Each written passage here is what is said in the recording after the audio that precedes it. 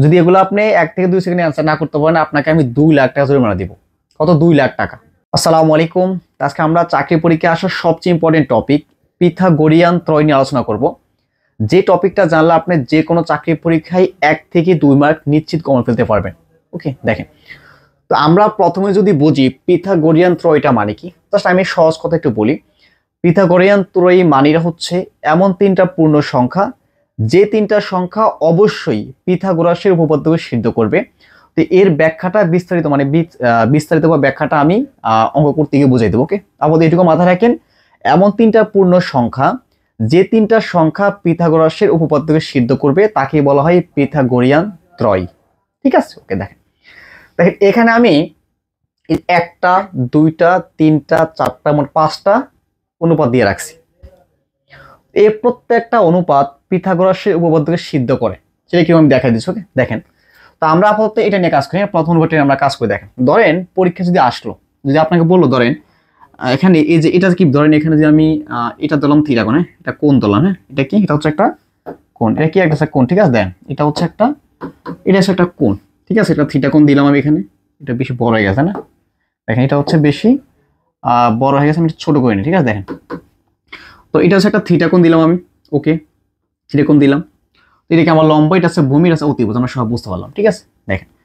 তো ধরেন এখানে এটা এটা কি হচ্ছে ভূমি, এটা হচ্ছে লম্ব, এটা হচ্ছে কি অতিভুজ। ঠিক আছে, ধরেন এখানে যদি বলি আপনাকে, ধরেন এখানে 3 আছে, এখানে হচ্ছে 4 আছে। এখন যদি বলা হয় আপনাকে যে ভূমি 3 আর লম্ব 4, তাহলে অতিভুজটা কত হবে? দেখেন আমরা কি জানি, যদি ভূমি 3 হয় আর লম্ব যদি 4 হয় তাহলে অতিভুজটা কি? অতিভুজটা 5। তাহলে আমরা কি বলতে পারি? এখানে দেখি আনসার 5, তাই না? ওকে, দেখেন 5।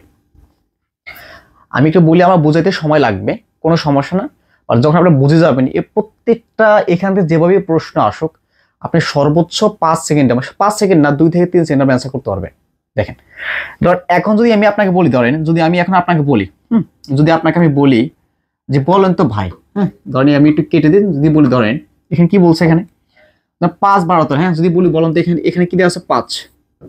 যদি এটা ছোট না, ভূমিতে এটা ছোট থাকে, তাই না? এটা হচ্ছে ভূমি, যার সেটা কি 5, আর এটা কি? এটা হচ্ছে লম্ব, হ্যাঁ 12।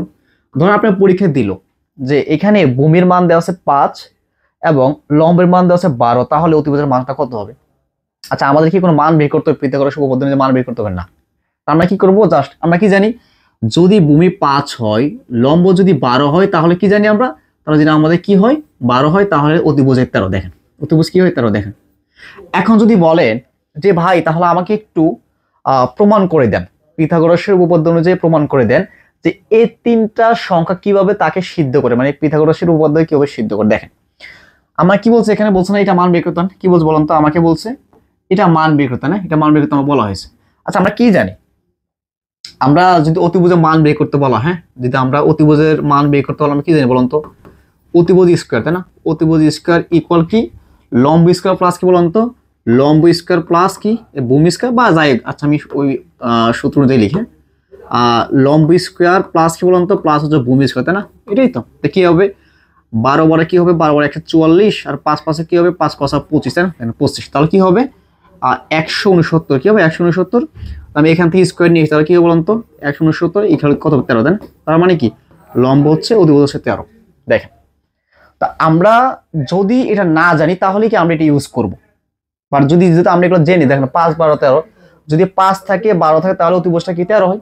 তার মানে ক্যান্সার কি? তাহলে দেখেন, যদি আমরা এগুলো জানি তাহলে কি আমাদের কি এটা পিথাগোরাস উপপাদ্য সূত্র ইউজ করতে হবে না।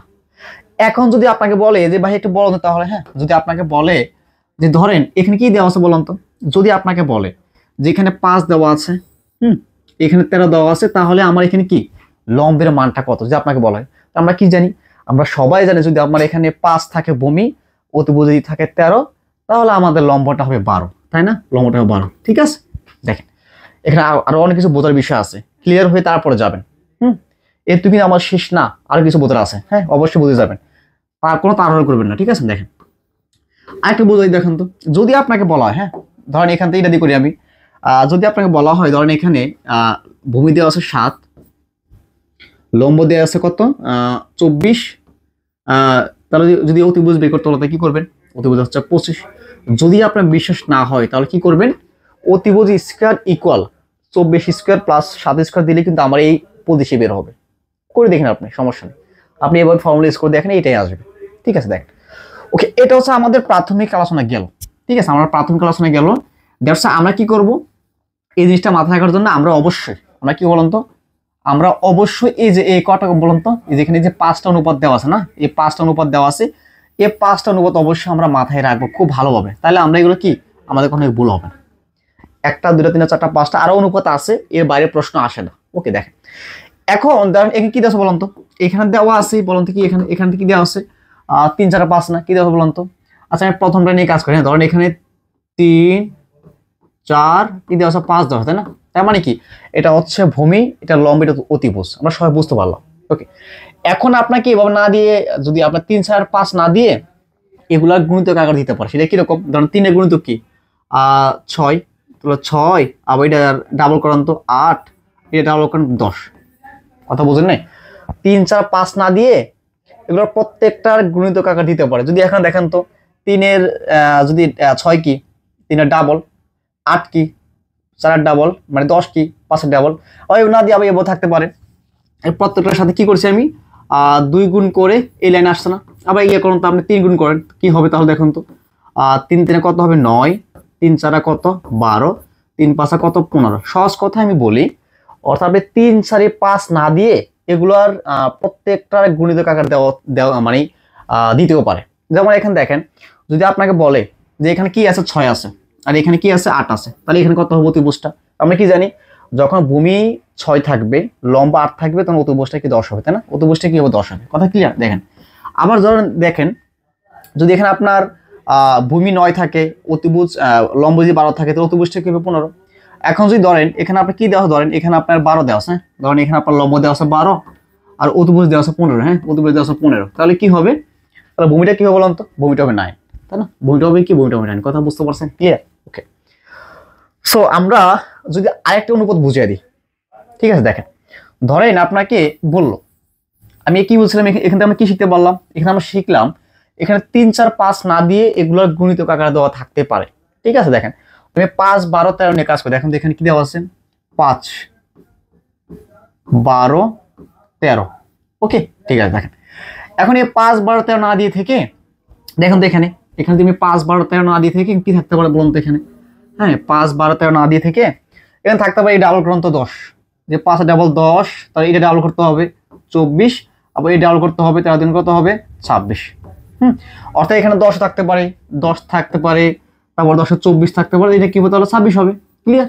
ওকে, এখন এভাবে না দিয়ে থেকে আপনি কি থাকতে পারে, ধরেন এখানে 3 গুণ করেন, 3 5 কত 15, মানে 3 গুণ করেন 3 5 15, তো 3 12 36, 3 3 কি কত হয় 39, তাই না? দেখেন এখন থাকতে পারে এইভাবে, এখানে এটা হচ্ছে 15, আর তারপর হচ্ছে আপনার এটা 36, তারপরে এটা হচ্ছে কি বলুন তো, এটা হবে 39। কথা বুঝতে পারছেন? ওকে, যদি আমি একটা আপনাকে কাজ দিই, হ্যাঁ যদি আমি একটা আপনাদের কাজ দিই, তাহলে অ্যান্সারটা আপনি দিবেন সবাই। দেখেন এখানে যদি আপনাকে বলি আমি, হ্যাঁ যদি আমি আপনাকে বলি, বলুন তো এটা অ্যান্সারটা কি হবে? হ্যাঁ যদি আপনাকে বলি যেমন এখান থেকে কাজ করে, যেমন এখানে 9, এখানে এটা দিয়ে করি, হ্যাঁ যেমন এখানে ধরেন 9 আছে, আর 9 না, এটা একটা কাজ করি, যেমন 9 দুগুণ 18, 18 আছে, তারপরে যেমন এখানে 40 দুগুণ 80 আছে, তারপরে যেমন এখানে, তাহলে এটা অ্যান্সারটা কত হবে, এই অতিভুজটা কত হবে, আমাকে সব অ্যান্সার জানাবেন যদি বুঝতে পারেন। ওকে, যদি আপনারা জাস্ট এই 5টা অনুপাত জানেন, একটু মাথা রাখতে পারেন, তাহলে এই প্রশ্নগুলো আপনার সর্বোচ্চ 1 থেকে 2 সেকেন্ডে অ্যান্সার করতে পারবেন। এমন অনেক শিক্ষার্থী আছে যারা 1 ন্যানো সেকেন্ডে অ্যান্সার করতে পারবে। ঠিক আছে, যদি এগুলো আপনি 1 থেকে 2 সেকেন্ডে অ্যান্সার না করতে পারেন, আপনাকে আমি 2 লাখ টাকা জরিমানা দিব। কত? 2 লাখ টাকা। ঠিক আছে, মাথা রাখতে হবে। তাহলে অবশ্যই এটা অ্যান্সার দিবেন। আমি সুন্দরভাবে বুঝাই দিছি, আশা করি এরপর আর কোনো ঝামেলা থাকবে না। ঠিক আছে, তো অবশ্যই ক্লাসটি করবেন এবং অবশ্যই আমার হোমওয়ার্ক অ্যান্সার দিবেন, অ্যান্সারটা কি হবে। ঠিক আছে, তো ইনশাল্লাহ আজকে পর্যন্ত থাকবে। আর যদি ক্লাসটি বুঝে থাকেন অবশ্যই জানাবেন এবং ক্লাসটি শেয়ার দিয়ে আপনার ফ্রেন্ডদের দেখা শুরু করে দিবেন। আজকে পর্যন্ত সব ভালো থাকবেন। আল্লাহ হাফেজ।